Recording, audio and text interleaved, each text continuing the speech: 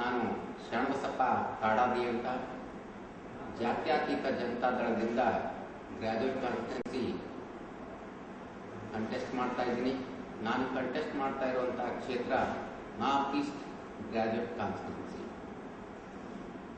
ಆತ್ಮೀಯ ಮತದಾರರೇ, ನಾನು ಮೂಲತಃ ಗ್ರೌಂಡ್ ರೂಟ್ನಿಂದ ಬಂದಂತಹ ವ್ಯಕ್ತಿ.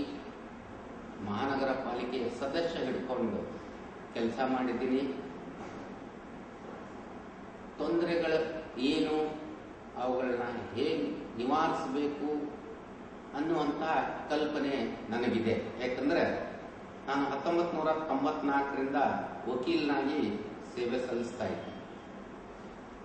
ಈ ಕ್ಷೇತ್ರಕ್ಕೆ ಸಂಬಂಧಪಟ್ಟಂಗೆ 98,930 ಮತದಾರರಲ್ಲಿ ಹೈಯೆಸ್ಟ್ ವೋಟರ್ಸ್ ಇರೋದು ಟೀಚಿಂಗ್ ಲೈನ್. ಅವರು ಅಸಿಸ್ಟೆಂಟ್ ಟೀಚರ್ ಇರ್ಬೋದು, ಹೆಡ್ ಮಾಸ್ಟರ್ ಇರ್ಬೋದು, ಪ್ರೊಫೆಸರ್ ಇರ್ಬೋದು, ಫಿಸಿಕಲ್ ಡೈರೆಕ್ಟರ್ ಇರ್ಬೋದು.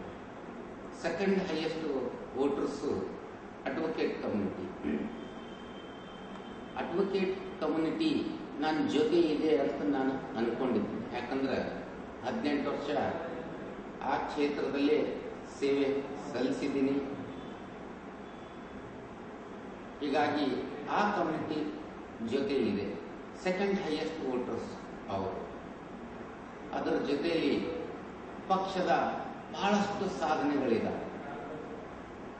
ಗೋವಿಂದೇಗೌಡರು ಲಕ್ಷಾಂತರ ಜನರಿಗೆ ಟೀಚರ್ಸ್ ಅಪಾಯಿಂಟ್ಮೆಂಟ್ ಮಾಡಿಕೊಂಡಿದ್ದು, ಹಾಗೂ ಬಸವರಾಜ್ ಹೊರಟ್ಟಿಯವರ ಹೋರಾಟದ ಫಲ ತಾವೆಲ್ಲರೂ ಮೊನ್ನೆ ನೋಡಿದ್ದೀರಿ. 68 ದಿವಸ ಸತತ ಸತ್ಯಾಗ್ರಹ ಮಾಡಿ ಅನ್ಎಡೆಡ್ ಸ್ಕೂಲ್ಗಳಿಗೆ ಏಡ್ ಮಾಡಿದ್ದು.